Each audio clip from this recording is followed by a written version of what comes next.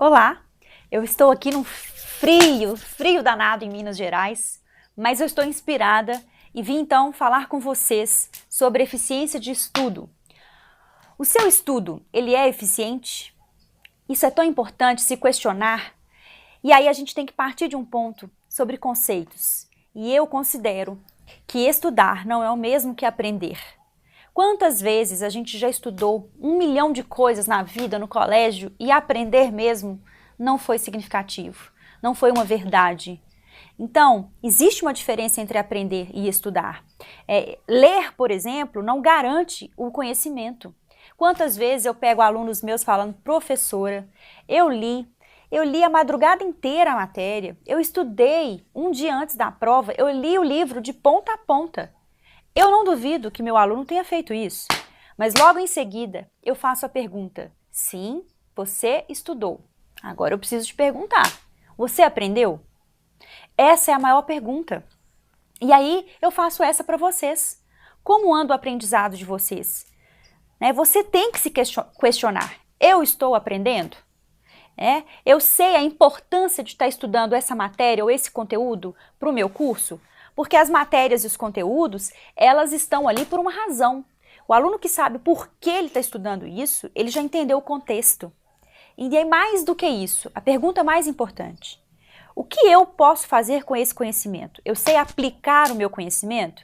Porque, na verdade, não adianta-se também muita coisa, você conhecer e não devolver o seu conhecimento para a sociedade, para a humanidade, em forma de atitude, de resoluções. Então, o mais importante de tudo é, eu estou aprendendo e o que eu posso fazer com esse meu aprendizagem, com o meu aprendizado. Concordam comigo? Isso é fundamental. E aí você, que faz um curso na área de saúde, curso de graduação, curso técnico, é muito importante se questionar o tempo todo, fazer reflexões sobre este real aprendizado. E então eu vim falar sobre isso e não existe um segredo, uma receita de bolo para que você possa, enfim, aprender tudo o que tem que aprender. Mas existem comportamentos que podem virar hábitos. E estes comportamentos, eles aumentam a sua chance de ter mais sucesso, ter mais performance de excelência no seu estudo. Vamos lá, então, falar um pouquinho sobre estes hábitos, estes comportamentos? O primeiro é rotina. Rotina. Você tem que estabelecer uma rotina de estudo. Então, planejamento e organização, anotem aí, são chave. Planejamento e organização. Então, sugiro que você faça um cronograma da sua semana. O que você faz quando acorda? De manhã, à tarde e de noite. Você trabalha? Quais são os seus horários de trabalho? E ali, depois que você fez um mapa semanal, você vai encaixando nas janelas os seus estudos, seus horários de estudo. Rotina é fundamental. Rotina vai falar sobre regularidade e sobre dedicação. É claro que você estudando um dia antes da prova pode te garantir 70, 80, até 100% da prova. Mas não é sobre isso que eu quero dizer. Eu estou falando sobre algo mais profundo, sobre aprendizado. E sim, tem pessoas que estudam meia hora e aprendem. Mas vamos ser sinceros? Isso é a menor parte do mundo. A maior parte de nós precisa de repetição e dedicação. Dedicação, olha o final dessa palavra. Ação, eu preciso de atitude, dedicação. Então essa rotina, você pode ler sobre a vida profissional de vários atletas de sucesso. A gente pode pegar o Michael Phelps como um exemplo, um grande campeão olímpico na natação. A gente pode pegar o Falcão, que é um jogador de futsal brasileiro. A gente pode pegar o Michael Jordan, que é o jogador de basquete, o maior jogador de todos os tempos. Pode pegar outros exemplos, pode pegar na vida no contexto empresarial, no contexto de religião. Pega os grandes líderes, as grandes pessoas de alto resultado. Elas todas têm em comum a dedicação. Então, além do talento, inteligência não basta, meus alunos. Não basta, precisa-se mais, precisa de dedicar, precisa de regularidade. Todos eles têm rotinas de treinos intensos. E olha que eles já são craques, já são fenômenos. E ainda assim, eles têm rigor na sua rotina. Então, estabeleça a sua rotina. Aí você já viu seus horários de estudo, né? E aí você vai fazer outra pergunta. O que estudar? Qual matéria estudar nesse dia, no outro dia, etc. E aí eu sugiro que para vocês, né, se ficar muito difícil escolher se é anatomia, se é microbiologia, se é química, eu sugiro uma ideia diferente. Quem sabe você não vai pegar um sistema, por exemplo, sistema digestório. Hoje eu vou estudar o sistema digestório. Aí você começa pela anatomia do sistema digestório, você vai encaixar a química, né? Quais são as substâncias químicas que estão ali no estômago, a acidez do estômago, o pH do estômago. Quem confere esse pH? Você vai estudar a química, você vai estudar a microbiologia, quais são os micro-organismos que colonizam, que estão ali naturalmente no ambiente estomacal, no intestino. Então isso também é estudar a microbiologia. Você pode estudar fisiologia. Como que é o funcionamento da digestão? Então olha só, fica muito mais interessante. Particularmente eu acho esse método fantástico, porque a gente vê sentido. Fica muito mais fácil e gostoso você estudar as partes do estômago quando você entende como que funciona uma digestão alimentar. Então, experimente também esse novo método.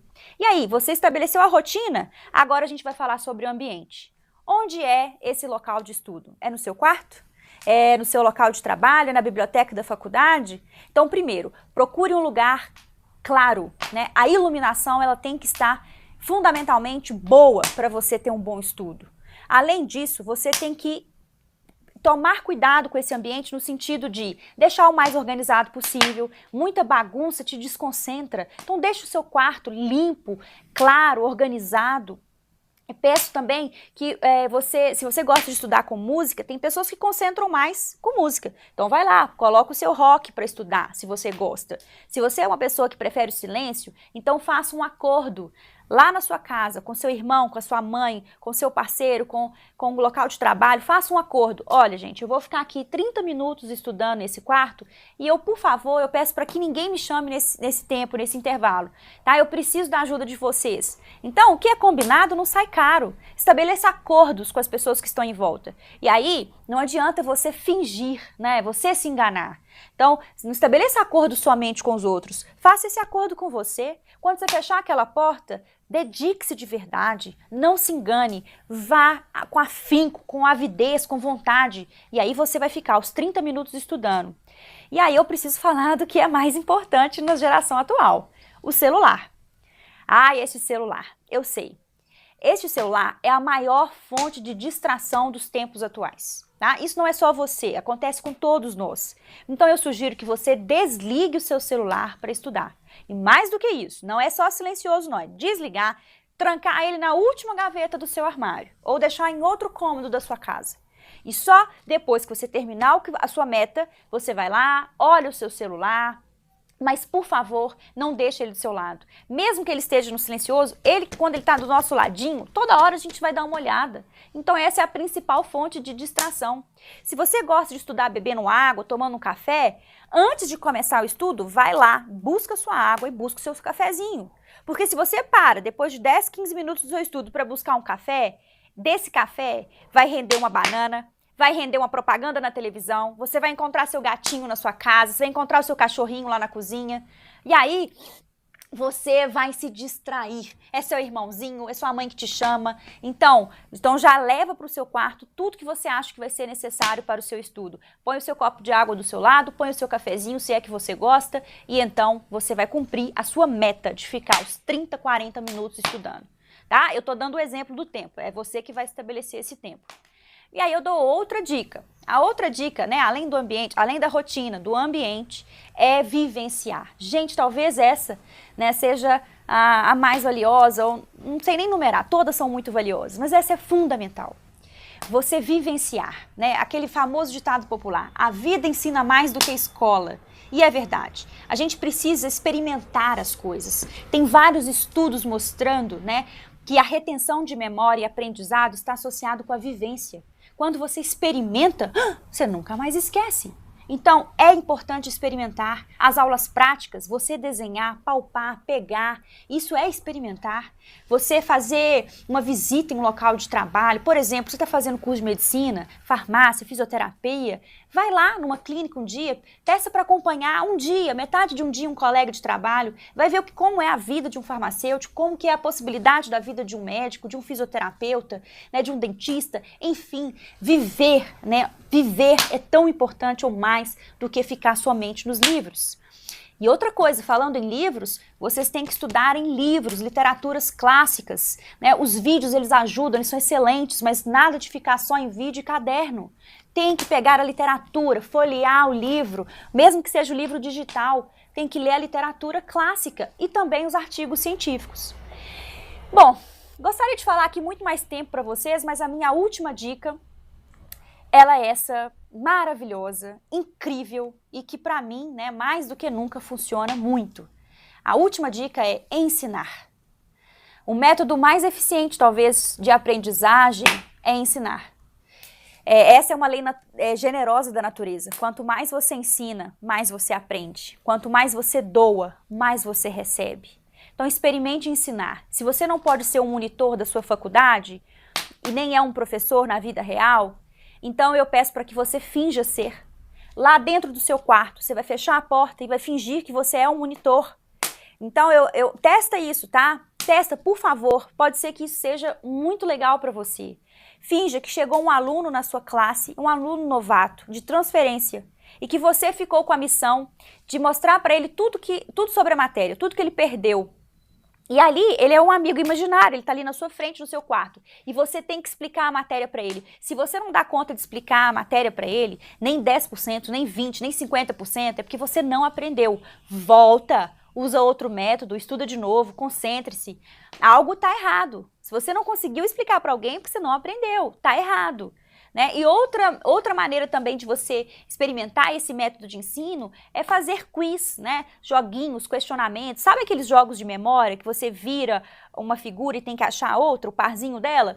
Então, eu dou a dica para que você faça esses jogos, por exemplo, com figuras de músculos da anatomia e figuras de nomes dos músculos, ou então de origem, inserção ou função dos músculos. E aí você abre a figura de um músculo e tem que achar o nome do músculo ou a função dele. Pode fazer isso com ossos e com todas as partes do corpo.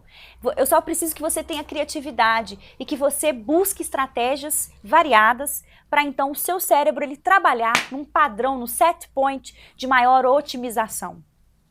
Bom, nos Estados Unidos fala-se muito agora do grid.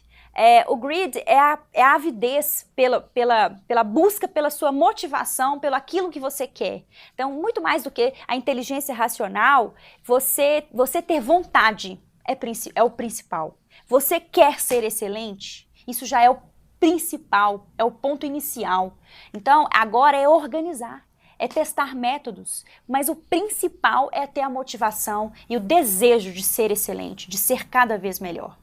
Eu estou aqui para tentar ajudar vocês e juntos nessa troca nós vamos crescendo, tá bom? Espero que vocês tenham aproveitado um pouquinho dessa minha conversa e deixo um beijo carinhoso para vocês, conte comigo e eu estou aqui, vou esquentar mais um pouquinho, tá bom? Beijo!